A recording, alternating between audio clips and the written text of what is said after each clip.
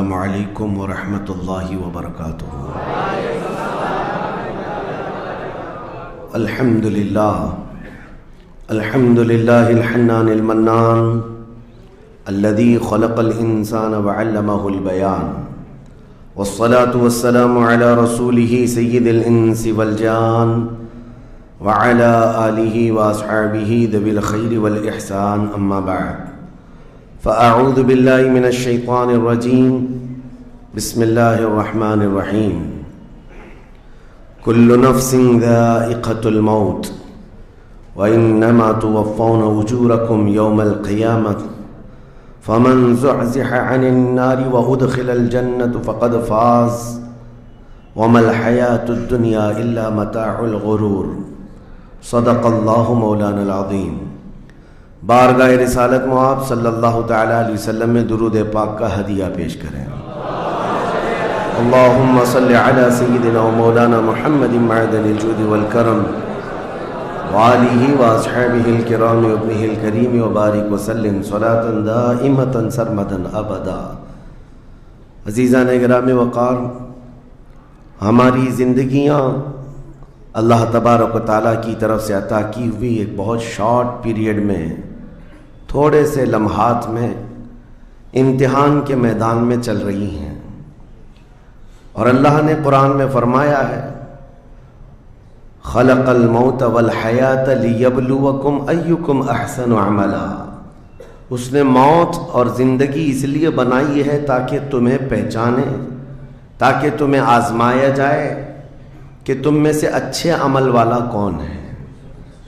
ہم دارالعمل اور دارالامتحان میں ہیں۔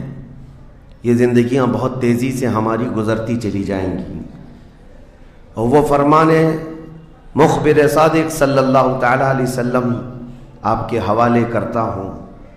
حضور پاک صلی اللہ علیہ وسلم نے فرمایا ایک دور آئے گا قیامت کے قریب جب بچے جوان نظر آئیں گے اور جوان بوڑھے نظر آئیں گے۔ یہ وہی دور ہے۔ چھوٹے سے چھوٹے بچوں کو دیکھیں، وہ جوانی کی باتیں کرتے ہیں۔ پچھلے دور میں جوانوں کو جو باتیں معلوم نہ ہوتی تھیں، وہ آج کے 5 سال 6 سال کے بچوں کو ساری چیزیں معلوم ہیں۔ یہ مکمل موبائل آپریٹ کرنے کی تعلیم ان کو ہم سے زیادہ آتی ہے۔ یہ اس قدر جوان نظر آتے ہیں، اور جو جوان ہیں وہ جوانی میں تھک چکے اور بوڑھے لگنے لگ گئے۔ اپنے ہاتھوں جوانی برباد کیا اور بڑھاپا ان کے چہروں پر نظر آنے لگ گیا۔ تو یہ قیامت کی وہ اس نشانی کے بارے میں جو حضور نے فرمایا تھا، وہ دور آ چکا۔ لیکن میں آپ کے سامنے ایک بات عرض کر رہا ہوں، تم بیٹھو گے تو بھی زندگی گزرے گی، لیٹو گے تو بھی گزرنی ہے، دوڑو گے تو بھی گزرنی ہے، فیصلہ تمہارے پاس ہے۔ زندگی یوں گزر جائے گی، اور پھر وعدہ الہی آ جائے گا جس کو اللہ نے فرمایا ہر نفس کو موت کا مزہ چکھنا ہے، دنیا سے جانا ہے، اور تمہارا جو کچھ بھی اجر ہے اللہ کے ہاں قیامت کے دن دیا جائے گا۔ اور پھر جو شخص دوزخ سے بچا لیا گیا اور جنت میں داخل ہوا، وہی سب سے کامیاب زندگی گزارا۔ کامیاب ہے کون؟ وہ قیامت کے دن پتہ چلے گا۔ ہمارا دوزخ سے بچ جانا اور جنت میں داخل ہو جانا، یہی کامیابی ہے۔ اور اللہ تعالیٰ فرماتا ہے وَمَا الْحَيَاةُ الدُّنْيَا إِلَّا مَتَاعُ الْغُرُورِ۔ میرے اس پورے عنوان کا یہ حصہ اہم ہے۔ اللہ فرماتا ہے اور دنیا سوائے دھوکے کے سامان کے کچھ نہیں۔ جس نے دنیا بنائی وہ خود فرما رہا ہو، جو اس کائنات کا خالق ہے وہ خود فرما رہا ہو، یہ دنیا دھوکے کے سامان کے علاوہ کچھ نہیں۔ یعنی یہاں پر انسان اکثر دھوکہ کھا جاتا ہے۔ دھوکے کا مطلب یہ نہیں ہے کسی دوست سے دھوکہ کھا رہا ہے، بلکہ وہ پوری اپنی زندگی میں دھوکہ کھایا ہوا ہے۔ جس چیز کو اسے حاصل کرنا تھا، دنیا نے اس کا منہ موڑ کر کسی اور چیز میں لگا دیا ہے۔ یہ دھوکہ نہیں ہے تو اور کیا ہے؟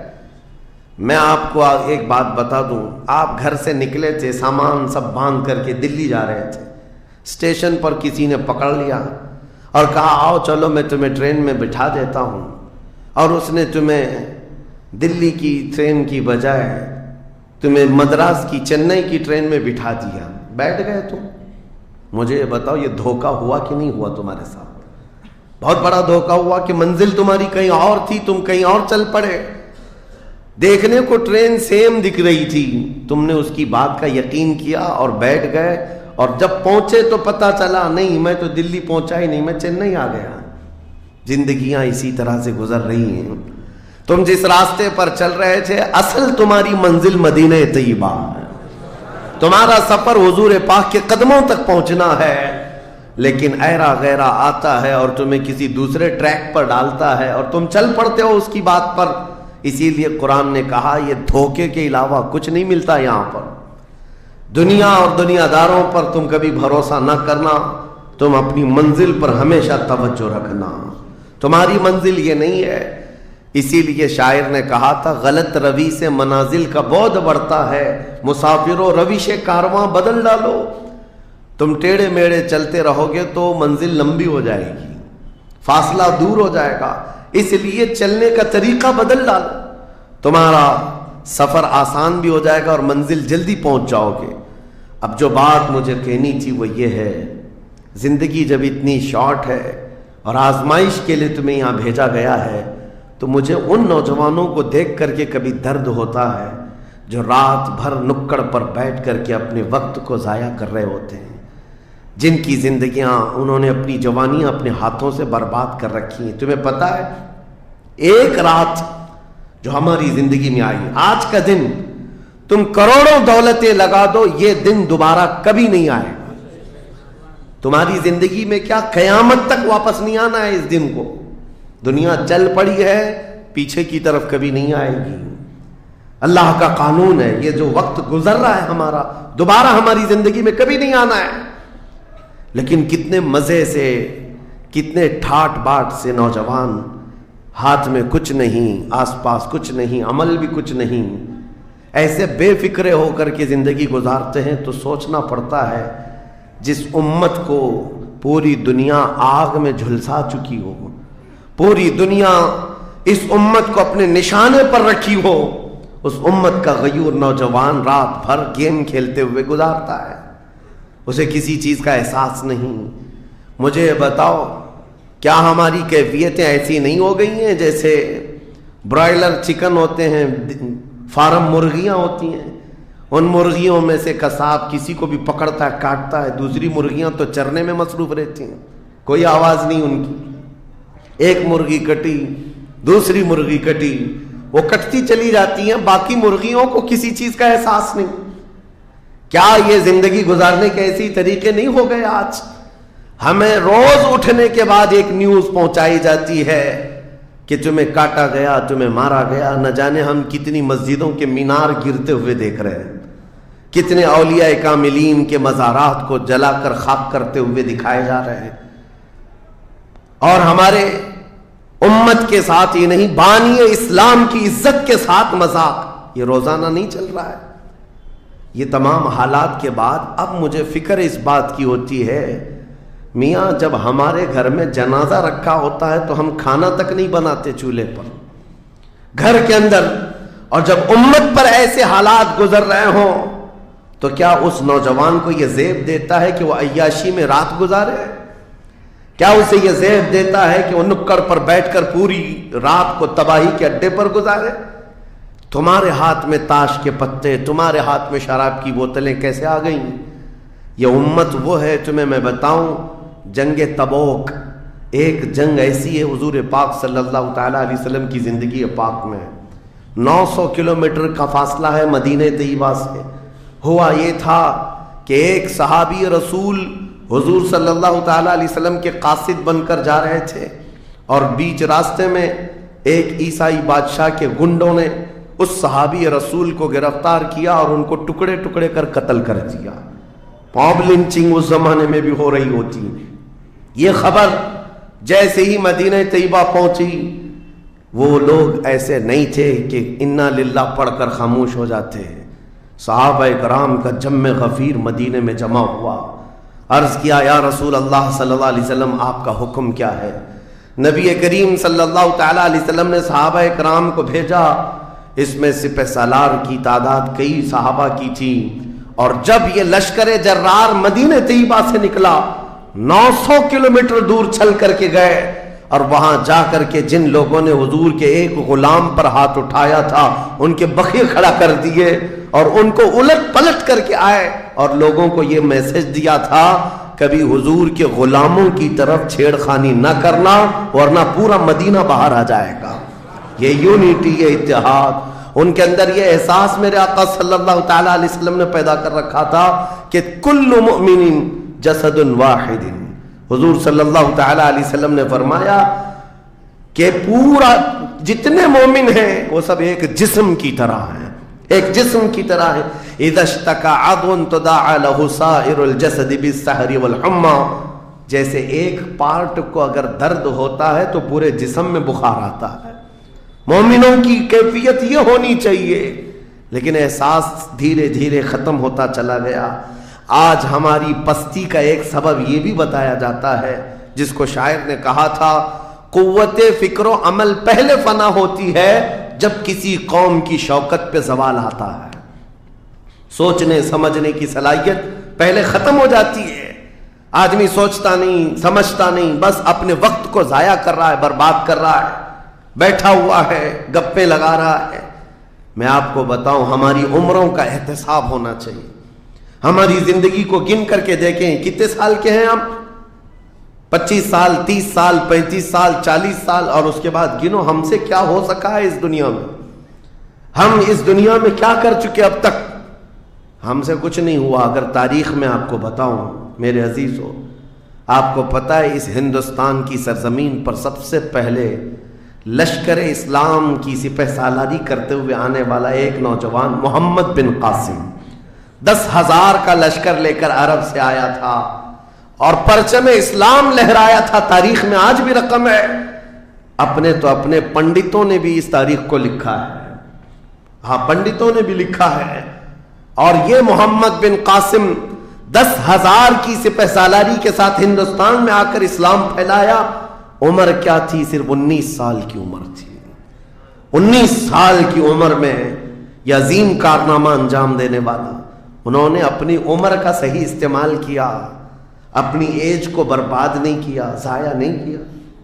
طارق بن زیاد، جس کا یورپ بھی قائل ہے، جبل الطارق آج بھی ایک مقام ہے یورپ میں جس کو جبرالٹر کہا جاتا ہے. یہ حضرت طارق بن زیاد کے نام سے ہے. یہ پہلا سپہ سالار ہے جس نے پوری دنیا کے سامنے وہ عزم پیش کیا تھا. یورپ کی سرزمین پر جب کشتیاں لے کر پہنچے تھے یہ مومنین کی تعداد، وہ طارق بن زیاد ہی ہے جس نے پوری کشتیوں کو آگ لگا دیا تھا. کہا تھا کہ ہم پیچھے مڑ کر جانے والوں میں سے نہیں ہیں. جتنے ساتھ آئے تھے سمندر پار کر کے، کشتیوں کا سفر تھا، کشتیاں لکڑی کی بنی ہوئی، آگ لگا دیا اور کہا اب اس عزم کے ساتھ اترو، یا تو ہماری قبر بنے گی یا تو ہمارا جھنڈا لہرائے گا. میرے عزیزو، عمر 22 سال کی تھی. طارق بن زیاد، اور ایک دو نہیں، میں تمہارے سامنے مثالیں رکھوں.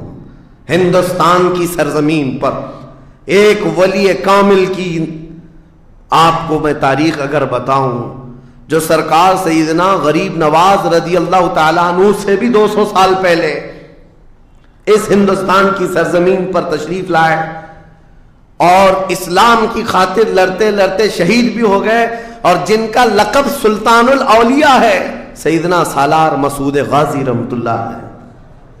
ان کے متعلق یہ فرمایا گیا وہ سلطان الاولیاء ہے ہندوستان کے، اولیاء اکرام کے بادشاہ کی حیثیت ہے. سرکار غریب نواز سے بھی پہلے آئے، لیکن ان کی عمر ان کی شہادت کے وقت 19 سال کی تھی. صرف 19 سال کی عمر میں وہ مقام عظیم پا لیا. ہماری تو زندگی کی عمریں پتہ نہیں کتنی چلی گئیں اور ہم میں سے کوئی کارنامہ نہ ہو سکا. کارنامہ نہ صحیح، زندگی گزارنے کا سلیقہ بھی نہیں آ سکا. کارنامے نہ ہو تو الگ بات ہے، لیکن مسلمان تو بن جاتا کوئی. عزیزان گرامی وقار، میں آپ کو ایک بات بتا دوں، جو زندگی ملی ہے کچھ ایسا کر جاؤ کہ تمہاری تاریخ رقم ہو جائے، ورنہ قبرستان جا کر کے دیکھنا، وہاں تو لکھے ہوئے کتبے بھی مٹ گئے، قبروں میں کون سویا ہے ان کو بھی لوگ فراموش کر چکے، بھول گئے، سب بھول گئے، لیکن کچھ ہستیاں ہیں جو ہمیشہ آباد رہتی ہیں۔ یہ وہ لوگ ہیں جنہوں نے اس روئے زمین پر اپنی ذات کے لیے نہیں، اللہ کی رضا کے لیے جیا کرتے تھے، اللہ کی رضا کے لیے جیا کرتے۔ آج میں یہ بات کہنا چاہتا ہوں نوجوانوں سے، تمہیں پتہ ہے ممبئی کی سرزمین پر لاکھوں نوجوانوں کی تعداد ہے، میں جانتا ہوں، لیکن ان میں سے کوئی انقلابی نوجوان ہو، کوئی دین کی طرف بڑھنے والا، حساس دل رکھنے والا کیوں نہیں؟ خاص طور پر آپ کے ان علاقوں میں تو نشہ اتنا عام کر دیا گیا ہے، ہم دور دراز علاقوں سے سنتے ہیں کہ مسلمانوں کی میجورٹی والے علاقے، یہاں نشہ بکتا بھی ہے، کرتے بھی ہیں، رات بھر اسی میں پڑے رہتے ہیں۔ کس نے اس دنیا میں تمہیں ملوث کیا ہے؟ یہ وہ قوم ہے جو قیصر و کسریٰ کو گھٹنے پر لے آئی تھی، یہ وہ قوم ہے جس نے دریائے دجلہ میں گھوڑے دوڑا دیے تھے، یہ وہ قوم ہے جس نے افریقہ کی جنگلوں میں بھی اذانیں دی تھی، یہ وہ قوم ہے جس نے یورپ کے کلیساؤں میں کلمہ توحید کو بلند کیا تھا۔ لیکن آج اسی قوم کی حال یہ ہے کہ دنیا ہر گھڑی ہمارے اعمال کو نشانہ بنا کر کے ہمیں ڈیگریڈ کرتی جا رہی ہے۔ سمجھ جاؤ میرے عزیزو، کب تک اس زندگی کا اس طرح سے چلے گا؟ کیونکہ میرے آقا صلی اللہ تعالیٰ علیہ وسلم کو آج آپ کے سامنے میں یہ بات رکھتا ہوں، حضور اکرم صلی اللہ تعالیٰ علیہ وسلم کو آپ کیا سمجھتے ہیں؟ اپنی قبر انور میں وہ زندہ ہیں؟ ہم تو سنی ہیں۔ حضور اکرم صلی اللہ تعالیٰ علیہ وسلم اپنی قبر پاک میں زندہ ہیں، لیکن یہ بات بھی سمجھ کے چلو، حضور نے فرمایا ہر جمعرات کو میری پوری امت کے اعمال میرے پاس پیش کیے جاتے ہیں، تم میں سے، ہم میں سے، سب کے اعمال ہر جمعرات کو حضور کے پاس فرشتے سناتے ہیں، فلاں بن فلاں نے ہفتہ بھر یہ کام کیا ہے۔ حضور فرماتے ہیں اگر برے اعمال پیش ہوتے ہیں تو مجھے غم ہوتا ہے، میں استغفار کرتا ہوں اللہ کی بارگاہ میں، اور اچھے اعمال آتے ہیں تو شکر بجا لاتا ہوں، اس کے لیے دعا کرتا ہوں۔ عزیزان گرامی وقار، کبھی پلٹ کر کے زندگی میں دیکھنا کتنے جمعرات ایسی چلی گئی ہوں گی جس میں ہمارے کون سے اعمال فرشتے لے جا کر کے سنا رہے ہوں گے۔ حضور اکرم صلی اللہ تعالیٰ علیہ وسلم کی بارگاہ میں جب ہمارے اعمال یہ کہہ کر سنائے جائیں، آقا آپ کا فلاں امتی بے خبر ہے، نہ نماز پڑھتا ہے، نہ ہی آپ پر درود پڑھتا ہے، نہ ہی وہ کبھی نیکیوں کی طرف آتا ہے، وہ تو گانوں کی دھن پر جی رہا ہے، صبح اٹھتا ہے، شام ہوتی ہے تو اس کو تو فلموں کے نغمے یاد ہیں، آپ کا کوئی قول یاد نہیں۔ بتاؤ میرے آقا صلی اللہ تعالیٰ علیہ وسلم کو فرشتے جب ہمارے متعلق یہ خبر دے رہے ہو، کیا حضور پاک صلی اللہ تعالیٰ علیہ وسلم کو اس بات کا قلق نہیں ہوتا؟ یہ وہ امت ہے جس کے لیے میں رات رات بھر کھڑے ہو کر دعا کرتا تھا، آج یہ ہم کو فراموش کی ہوئی ہے۔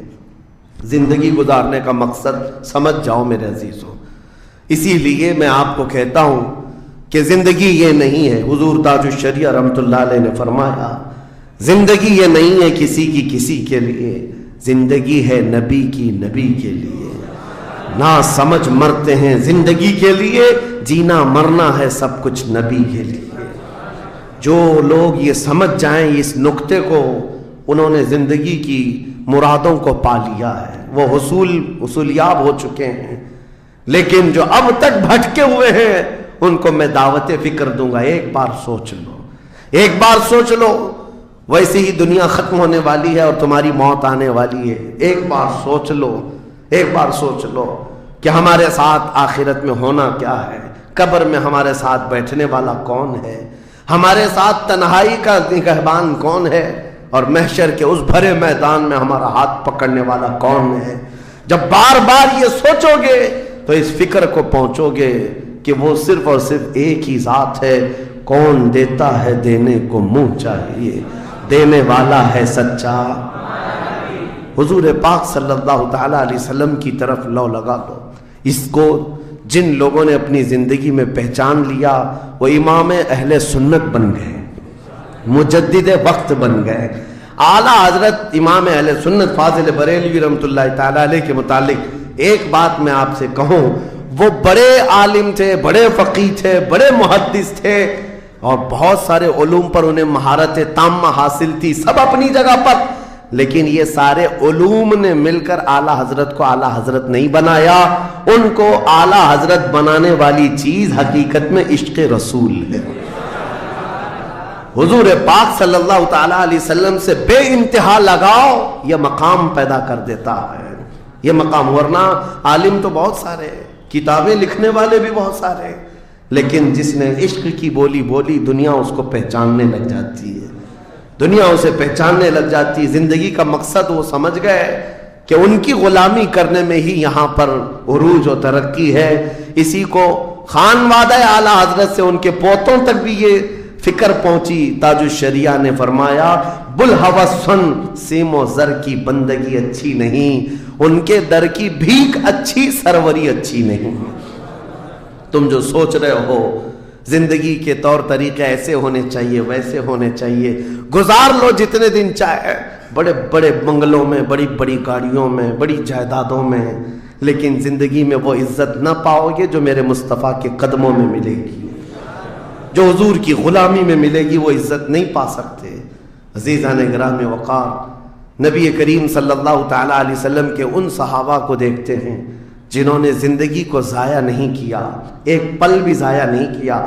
آج میں آپ کو اسی لیے کہہ رہا ہوں موت آنے والی ہے، اس سے پہلے ایک وقت بھی، ایک لمحہ بھی ضائع ہونے مت دینا، برباد ہونے مت دینا.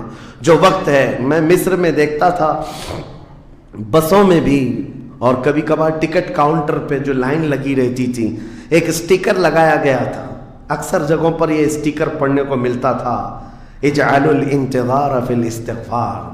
یہ جو ویٹنگ ٹائم ہے اس کو خالی کھڑے ہو کر کے مت گزارو، اتنی دیر استغفار کرو اور درود پاک تو پڑھو، وقت کو ضائع نہ کرو. تمہارے پاس اللہ نے وقت دیا، بیٹھے ہو تو پڑھو، کھڑے ہو تو پڑھو، کیونکہ یہ وقت تمہارا بربادی میں نہیں لکھا جائے گا، تمہارا یہ وقت ضائع کرنے والوں میں نہیں لکھا جائے گا.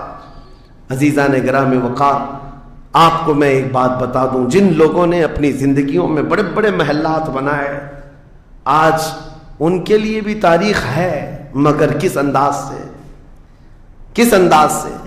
آج دنیا نے آپ کو ایسے ڈائیورٹ کر رکھا ہے، جو کام ہونے کے تھے وہ نہیں کرنا ہے آپ کو، لا یعنی کاموں میں مصروف ہو گئے. جو چیز تمہارے حصے کی تھی نہیں اس پر انرجی خرچہ کرتے رہ گئے، اور جو چیز تمہارے کام کی تھی اس کو تو بھول ہی گئے. آپ کو میں ایک بات بتا دوں، ہو سکتا ہے شاہ جہاں نے تاج محل بنایا، اور پھر بادشاہ قطب الدین کے زمانے کے نشانیاں موجود ہیں، لال قلعے بن گئے، قطب مینار بن گیا، بڑی بڑی عمارتیں ہیں، لوگ اوپر سے نیچے دیکھنے کے لیے آتے ہیں. لیکن میں یہ کہتا ہوں یہ کوئی کمال کی چیزیں تھی نہیں، کمال کی چیزیں تھی نہیں. لاکھوں لوگوں کی محنتیں بھی لگی، پیسہ بھی لگا، اور بڑی عمارتیں کھڑی کر کے چلے گئے. ہزاروں کی تعداد میں تاج محل میں لوگ جاتے ہوں گے. تاریخ تو لوگوں کو تھوڑی بہت تو پتہ ہوگی کہ اپنی بیگم کی محبت میں بنایا ہوا ایک محل ہے، اور بیگم کی قبر بھی وہاں ہے، لیکن جانے والے کبھی کسی کو سنا ہی نہیں کہ ایک فاتحہ بھی کوئی پڑھتا ہوا نظر آتا ہے. وہ تو پکنک پوائنٹ ہے، ٹورسٹ ایریا ہے، جائے دیکھے آئے. لیکن میرے عزیزو، یہ بڑے بڑے محلات اپنی ناموری کے لیے بنا کر تو چلے گئے، لیکن آؤ بریلی شریف کی سرزمین پر ایک مدرسہ جو اعلیٰ حضرت نے بنایا، مبارک پور کی سرزمین پر جامعہ اشرفیہ جو حضور حافظ ملت نے بنایا، یہ عمارتیں آج بھی دعوت دے رہی ہیں. ایک دو نہیں، ہر سال ہزاروں کی تعداد میں عالم اور مفتی وہاں سے نکلا کرتے ہیں. یہ کام کی چیزیں تھی جو بزرگوں نے کر دیا کہ امت کو ایسا کچھ دے جاؤ کہ وہاں سے آنے والا کچھ فیض اٹھا کر کے جائے. تاج محل لے کر کے کیا کرنا ہے؟ پیسے کمانا ہے یا ٹورسٹ ایریا بنانا ہے؟ لیکن ایک ایسا ادارہ جس میں پڑھ کر کے دنیا روشن ہوتی اور آخرت بھی روشن ہوتی. ہم سنیوں کہ ہاں یہ چیزوں کی ضرورت تھی، ہمیں لا یعنی چیزوں میں مصروف کر دیا گیا ہے. میں اب تو آپ کو پتہ ہی ہوگا، مجھے تو جلسوں والا آدمی بنا دیا گیا، جہاں دیکھو پروگرام جلسے. میں اصل میں جلسوں والا آدمی تھا ہی نہیں.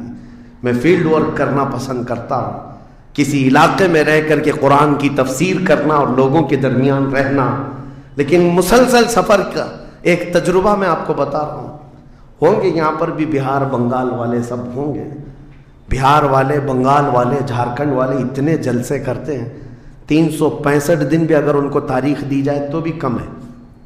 ایک اینالائز کرنے والے بہار کے رپورٹر ہیں، انہوں نے رپورٹ لا کر کے ہمارے سامنے بتائی کہ حضرت 2022 میں اسٹیٹ آف بہار میں 4000 جلسے ہوئے، 4000 جلسے۔ میں ان کا مخالف نہیں ہوں، لیکن ایک فکر آپ کو بتا رہا ہوں، 4000 جلسے، جن میں سے ہر جلسے کا کم سے کم خرچہ 5 لاکھ روپے، اس سے کم خرچہ کرتے نہیں، 6 مہینے چندہ کرتے ہیں، اس کے بعد بڑا جلسہ کرتے ہیں۔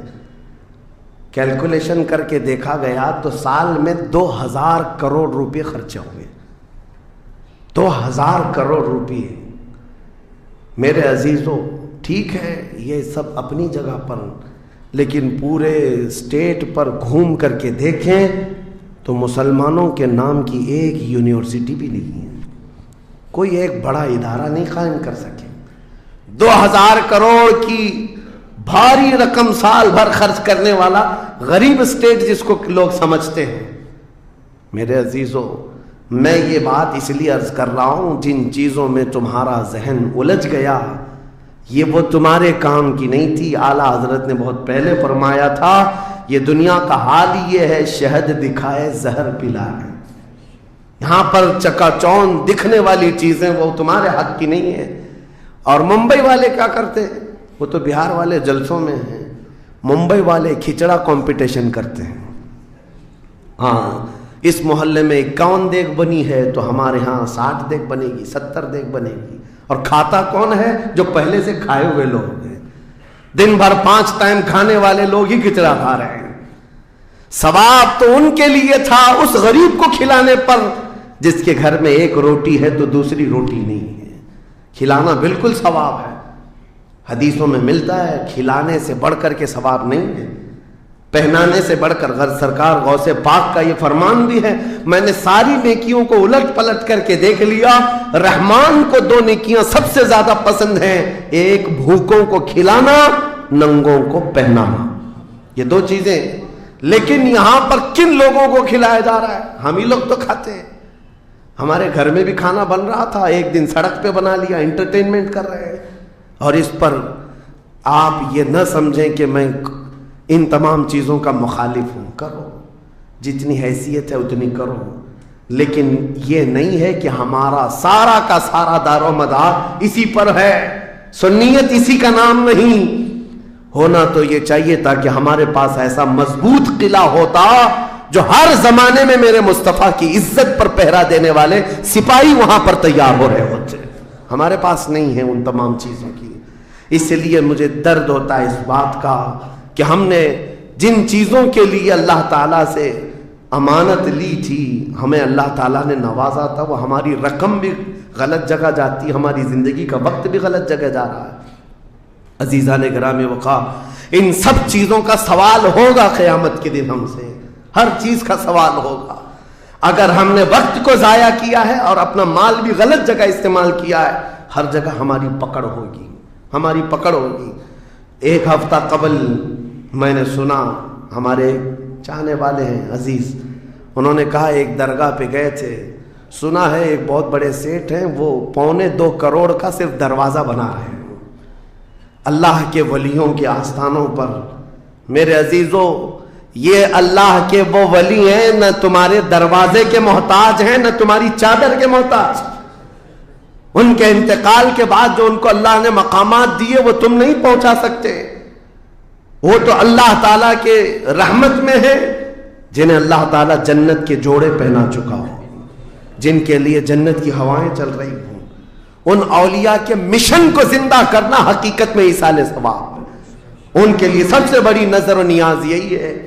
ماررہ مطہرہ میں حاضر تھا، بڑی خوشی ہوئی، صاحب سجادہ نے بڑھ کر کے یہ اعلان کیا تھا، آنے والے زائرین جتنے سنی آتے ہیں، ہم ان سب سے کہتے ہیں کہ ہمارے اولیاء جتنے یہاں آرام کر رہے ہیں، इन औलिया को जो चादरें डालनी थी वो हम डाल चुके, तुम्हारी तरफ से अब किसी चादर के लाने की जरूरत नहीं, और अगर लाना ही चाहते हो एक दुपट्टा ले जाओ और गरीब बहन के सर पर ओढ़ा दो।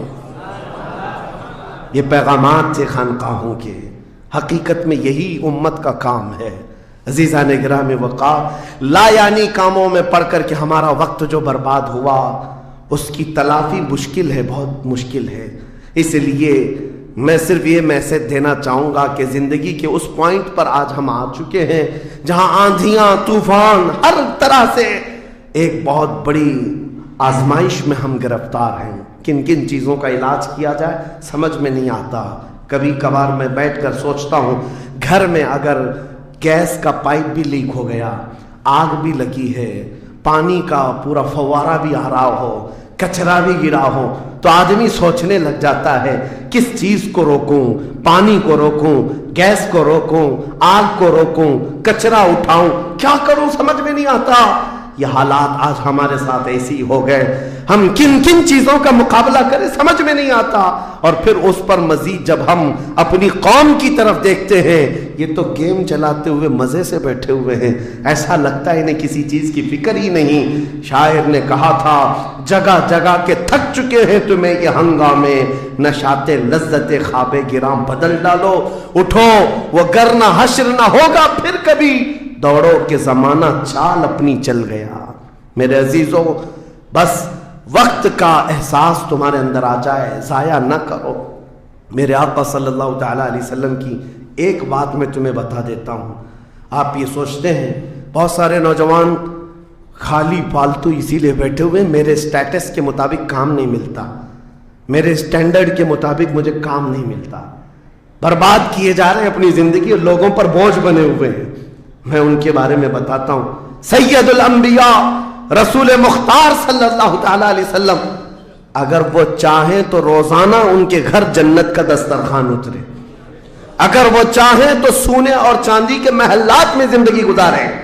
लेकिन जानते हो, नबी करीम सल्लल्लाहु अलैहि वसल्लम एक दिन सैयदा फातिमा ज़हरा के घर आए, देखा हसनैन करीमैन ताक में दुबके हुए बैठे, पेट पीठ से लगा हुआ है, आंखें अंदर है, हजरत फातिमा भी बैठी हुई, आवाज किसी की नहीं। हुजूर रहमत आलम सल्लल्लाहु अलैहि वसल्लम ने पूछा, फातिमा क्या हाल है, घर में खामोशी क्यों है?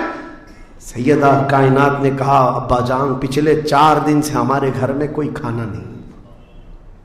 हुजूर पाक सल्लल्लाहु तआला अलैहि वसल्लम ने यह नहीं फरमाया कि अभी बुलाता हूं जिब्राइल को, अभी दस्तरखान लाओ, अभी मेरे घर के खाने के इंतजामात करो। चाहते तो हुजूर ऑर्डर दे देते, सारी नियामतें आ जाती, लेकिन हुजूर ने क्या फरमाया सुनो। फातिमा ज़हरा सलामुल्लाहि अलैहा से कहते, फातिमा इंतजार करो, तुम्हारा बाबा जाएगा, यानी खुद अपने बारे में कहते, मैं जाता हूं, देखता हूं कोई मजदूरी मिल जाए, मैं काम करके अपने बच्चों को खाना लेकर के आऊंगा, काम करके खाना लाऊंगा, मांग करके नहीं। हुजूर रहमत आलम सल्लल्लाहु तआला अलैहि वसल्लम जो सैयदुल अंबिया हैं, जिनके कदमों का बोसा जिब्राइल अमीन लेते हो, वो चल करके मदीने के बाहर आए। गर्मी की तपिश अलग है, धूप है, बाहर आए, एक बगीचा था जिसमें माली काम कर रहा था, बागबान। हुजूर रहमत आलम सल्लल्लाहु अलैहि वसल्लम उसके पास जाकर पूछते हैं, तेरे बगीचे में कोई काम करने के लिए है, काम मिल सकता है? उसने कहा हाँ काम मिल सकता है, आओ मेरे बगीचे में कुआं है, डोल डालो, पानी उठाओ, एक दरख्त को पानी डाल देना, बदले में 2 खजूरें दूंगा, उजरत सिर्फ 2 खजूरें। रसूल रहमत सल्लल्लाहु तआला अलैहि वसल्लम फरमाते, मुझे मंजूर है। गए और जाकर अपने हाथ से रस्सी लेकर डोल कुएं में डाला, पानी खींचते थे, जब डोल भर कर आता अपने कंधे पर उठाते और दरख्त पर ले जाकर पानी डाल कर आते। एक दरख्त पर एक मटका, एक डोल पानी डाला तो मालिक ने 2 खजूरें दी, बागीचे के माली ने 2 खजूरें दी। दूसरा डोल उठाया, फिर खजूरें मिली, तीसरा डोल उठाया, 6 खजूरें ली। चौथा डोल हुजूर ने डाला था कि रस्सी टूट गई, डोल कुएं में गिर गया। बागीचे का मालिक ये देखता है, वो पहचानता नहीं था। गुस्से में आते ही सीधे हुजूर पर हाथ उठा दिया, कहा कि तुम्हें काम नहीं आता, मेरी रस्सी तोड़ दिया। रसूल करीम सल्लल्लाहु ताला अलैहि वसल्लम ने पलट कर कुछ नहीं कहा। वो रहमत आलम सल्लल्लाहु ताला अलैहि वसल्लम थे। वो 6 खजूरें लेकर के वापस मदीने आए। कहा फातिमा कहाँ है बच्चे, कहाँ है? यही 6 खजूरें हुजूर ने लाकर अपने मुंह से चबाकर उन बच्चों के मुंह में डाला और कहा आज तक रुए जमीन पर कोई नबी ऐसा नहीं आया, 1,24,000 कमोबेश नबियों में हर नबी ने अपने हाथों की कमाई खाई है, अपने अमल की कमाई खाई है। रहमत आलम सल्लल्लाहु ताला अलैहि वसल्लम ने जब वो मालिके कुल है, बल्कि जन्नत की चाबियों के मालिक, सारी जमीनों के खजानों के मालिक, कुल जहां मिल्क और जौ की रोटी ग़िज़ा, उस शिकम की कनाअत पे लाखों सलात, वो लंबे लंबे हाथों से भीख देने वाले आका, सब कुछ होने के बावजूद अगर किसी एक बागीचे में डोल उठाकर पानी भरते हो तो इसीलिए नहीं कि उनके यहां कोई मजबूरी थी, बल्कि उम्मत को यह दर्स देना था, ऐ उम्मत के गयूर नौजवानों, तुम कभी खाली न बैठना, मुझे देखना और अमल करते रहना, और अल्लाह ताला तुम्हें दरवाजे रिस्क के जरूर खोले। खाली बैठे हुए वक्त बर्बाद करने वाले लोगों को मैं अक्सर ये बात सुनाता हूँ, ऐ मेरे अजीजों, मुसलमान मोहल्लों में जहां से भी गुजरो हाल यही है, हाल यही है। रात को 4 बजे तक इनके यहाँ रोशनियां, किस बात के लिए मियाँ, क्या फिक्र हो रही है, किस बात की यहाँ मीटिंग चल रही है, चर्चे किस बात के, उम्मत की तबाही के चर्चे किस बात के, गप्पे लग रही होती हैं, कुछ नहीं। उन दूसरी कौमों को देखो जो फजर से पहले उठकर कामों पर भाग जाती हैं, सूरज डूबने से पहले वो घरों पर आ जाते हैं। आज तुम्हारे अखलाक और किरदार किसी और ने ले ली, एडॉप्ट कर लिए, और तुमको लोगों को ऐसा छोड़ दिया गया बेकायद के, बेक़ियादत के।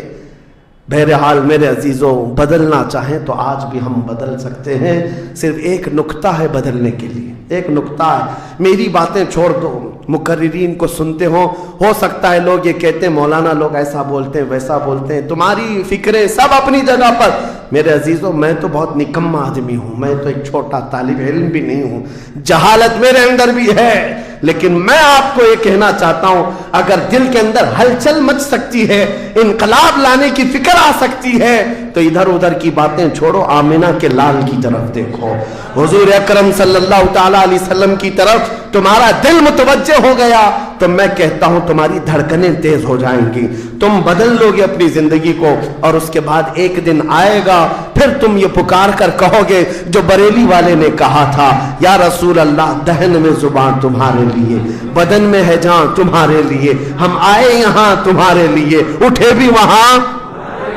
हुजूर के लिए। जीने का सलीका मिल जाएगा, लेकिन शर्त सिर्फ इतनी है, आज से एक वजीफा दे करके जा रहा हूं। जुमा को, पहले भी मैंने एक बार कहा था, जब भी जुमा आए घर पर अब जाते हैं, घरों में अच्छा खाना बनता है, मेरे अजीजों अपने बच्चों को ले लो, बैठ जाओ दस्तरखान पर, लेकिन घर में ये कानून लगा देना, बीवी भी बैठे, माँ भी बैठे, बहन भी बैठे, बच्चे भी बैठे, जिसके घर में जितने लोग हो दस्तरखान पर बैठे, उस वक्त तक हम लुकमा नहीं उठाएंगे जब तक 100 मरतबा मेरे मुस्तफा पर दुरूद न पढ़ ले।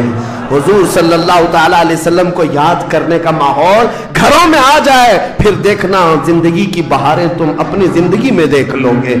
हर गली में इंशाअल्लाह अज़ीज़ ये माहौल बन जाए, फिर कोई बाहर से आया हुआ अजनबी तुम्हारे मोहल्लों में आकर कहेगा ये मुंबई का मोहल्ला नहीं, मदीने की गली नजर आती है, यहाँ से खुशबुएं मुस्तफा नजर आती है। हमारी औरतों के अंदर, हमारी बच्चियों के अंदर पर्दे की पाबंदियां हमारी तकरीरों से नहीं, हुजूर की मोहब्बत से आ सकती है। नौजवानों के अंदर नशा से नफरत تقریروں سے کم لیکن میرے مصطفیٰ کی محبت سے آ سکتی ہے، کیونکہ حدیثوں میں ہم نے پڑھا ہے وہ مدینے کے لوگ جو 50 سال پرانی شراب پیتے تھے، ایک فرمان مصطفیٰ کیا آیا، انہوں نے اپنے پرانے مٹکے تک توڑ ڈالے، لبوں تک لگی ہوئی شراب کو پٹک دیا کہ اب نہیں، اس لیے کہ مخبر صادق نے فرما دیا ہے، رحمت عالم نے فرما دیا ہے، یہ محبت کا تقاضا تمہیں ہر برائی سے دور لے آئے گا۔ اسی کو اقبال نے کہا تھا کہ محمد سے وفا تو نے تو ہم تیرے ہیں، یہ جہاں چیز ہے کیا لوح و قلم تیرے، ہر چیز کا علاج اس میں مضمر ہے، ہر چیز کا علاج اس میں پوشیدہ ہے۔ سچ کہا کرتے تھے بچپن میں جو شاعر ہم سنتے آتے تھے، ہر درد کی دوا ہے صلی علی محمد، تعویذ ہر بلا ہے صلی علی محمد۔ حضور کا نام پاک ہر درد کے لیے دوا بھی ہے، شفا بھی ہے، اور بیماریوں سے چھٹکارے کے لیے کنسنٹریشن، ایک جگہ توجہ مرکوز کر لو۔ آج سے اپنے دل میں یہ احساس پیدا کرو میں اس کا اس کا نہیں ہوں، لوگوں نے مجھے بنا رکھا ہے یا اس کا فین ہے اس کا فین ہے، نہیں۔ بیدم وارسی کو پڑھو، کیا کہتے تھے اللہ والے میرے عزیزوں، کہتے ہیں بارگاہ مصطفیٰ میں یوں عرض کرتے ہیں، سگے طیبہ سب کہہ کے پکارے بیدم، یہی رکھیو میری پہچان مدینے والے۔ یہ دعا کرتے تھے بیدم وارسی کہ اے اللہ کے نبی، اے مدینے کے تاجدار، ساری دنیا مجھے میرے باپ کے نام سے نہیں مدینے کا کتا کہہ کر کے پہچانا کرے، اپنی پہچان یہ بنا لیا کہ دنیا مجھے دیکھے تو آپ کے نام سے جوڑ کر کے دیکھے، یا ان کا غلام ہے یا ان کا غلام ہے۔ اس بات پر تمہیں بھی فخر ہونا چاہیے، زندگی ایسی گزارو کہ دنیا تمہیں کسی اور کا نہیں تاجدار مدینہ کا غلام کہنے لگ جائے۔ لیکن لوگوں کو آج تکلیف ہوتی ہے، تم تو اپنا سب کچھ بدلنے لگ گئے، داڑھی بھی نکال دو، ٹوپی بھی نکال دو، سیکولر بن کر کے گھومو تاکہ کوئی پہچان نہ پائے، تم خود پہچان نکالنا چاہتے ہو۔ میرے عزیزو، فخر کے ساتھ میں کہتا ہوں، آج ظالموں کو چوٹی رکھنے میں شرم نہیں آتی تو تمہیں حضور کی داڑھی رکھنے میں کیا شرم آئے گی؟ فخر سے کہو دنیا میں میری داڑھی میری ٹوپی یہ میرا عمل نہیں ہے۔ دنیا اگر ننگا گھومنے پر فخر کرتی ہے تو میں آمنہ کے لال کے اخلاق پر فخر کرتا ہوں۔ فخر ہونا چاہیے کہ نہیں ہونا چاہیے؟ زندگی گزارنے کے طور طریقے یہ ہیں، ہم بہت جلدی حضور کے پاس جانے والے ہیں، بہت جلدی قبروں میں ان کی زیارت کرنے والے ہیں، بہت جلدی ہماری آنکھیں بند ہوں گی اور قبر میں لے جایا جائے گا اور وہاں پر حضور کا دیدار ہونا ہے۔ عقیدہ ہے یا نہیں؟ حضور کا دیدار ہونا ہے۔ تو میرے عزیزو، آج جمعہ کے لیے آتے ہو تو کپڑے بدل کے آ جاتے ہو، عطر لگا کے آ جاتے ہو، سرما لگا کے آتے ہو۔ زندگی ایسی گزارو جس دن ملک الموت بلائے چلو چلنا ہے حضور کے پاس تو تیار رہو، وہ چہرہ لے کر جانا ہے جو حضور کو دکھانا ہے، جو حضور کو دکھانا ہے۔ سنی تو وہ ہے جو مرنے سے بھی نہیں ڈرتا اور یہ کہتا ہے کہ قبر میں جانے کے بعد بھی فرشتوں سے ہم یہی کہیں گے، اب تو پائے ناز سے اے فرشتوں کیوں اٹھو، مر کے پہنچا ہوں یہاں اس دل ربا کے واسطے، مر کے پہنچا ہوں یہاں اس دل ربا کے واسطے۔ حضور کے لیے جینے والا کبھی موت سے بھی نہیں بھاگتا، ڈرتا نہیں ہے۔ موت ان کے لیے حادثہ ہے جن کو جلنا ہے جلنا ہے جلنا ہے، ہمارے لیے حادثہ نہیں ہے۔ ہمارا عقیدہ یہ ہے، ہم ادھر آنکھیں بند کریں گے ادھر زیارت مصطفیٰ ہوگی، حضور اکرم صلی اللہ علیہ وسلم کی رحمت میں جائیں گے۔ موت سے ڈرو مت، بھاگو مت۔ میرے عزیزوں، کسی انجان جگہ جا رہے ہو تو ڈرنا چاہیے۔ ہمارا ماننا یہ ہے جس دن ہم جائیں گے حضور بھی ہوں گے، صحابہ بھی ہوں گے، غوث و خواجہ بھی ہوں گے انشاءاللہ العزیز۔ زندگی ایسی گزارو کہ ان اکابرین کی جماعت میں ہم جائیں گے اور میرے آقا صلی اللہ تعالی علیہ وسلم ہمیں قبول کر لیں گے۔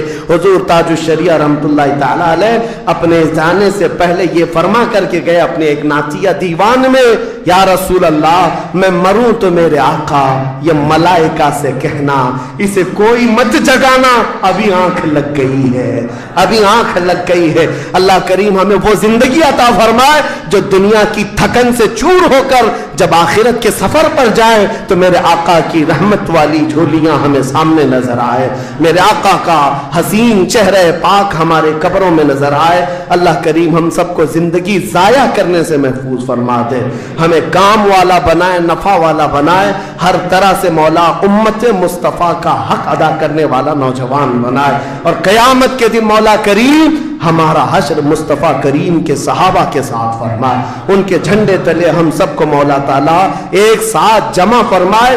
دعا یہ کرتے ہیں صبا وہ چلے کہ باغ پھلے، وہ دن وہ پھول کھلے کہ دن ہو بھلے، لوا کے تلے ثنا میں کھلے رضا کی زبان تمہارے لیے، لوا کے تلے ثنا میں کھلے ہم سب کی زبان یا رسول اللہ تمہارے لیے۔ وآخر دعوانا الحمدللہ رب العالمین۔ السلام علیکم۔